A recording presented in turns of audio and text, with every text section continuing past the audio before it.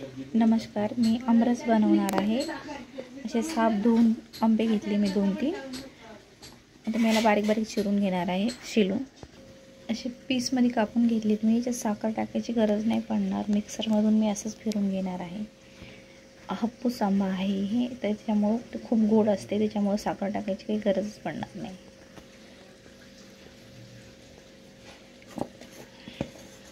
मस्त मिक्सरमधून फिरून घेणार मी। याच्यात पाणी टाकायची तुम्हाला लागेल तर टाका, जर गरज नाही वाटली तर पाणी टाकायची काही गरज नाही पडणार।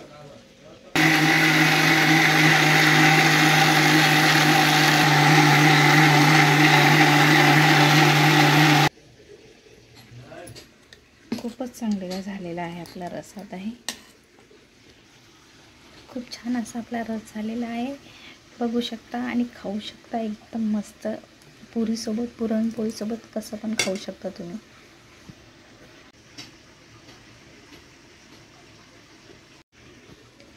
आमरस म्हणजे त्याच्यासोबत पोळी नको का, ही पुरणपोळी केली मी, भात, कटाची आमटी केली आणि लोणचं। अशी खूप छान असं पुरणाच्या पोळीचं थाळी झालेली आहे आपली तयार।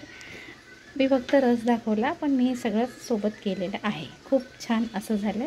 संगीता रेसिपीला सबस्क्राईब करा, लाईक करा, शेअर करा आणि काही कमी जास्त असेल तर कमेंट पण करा।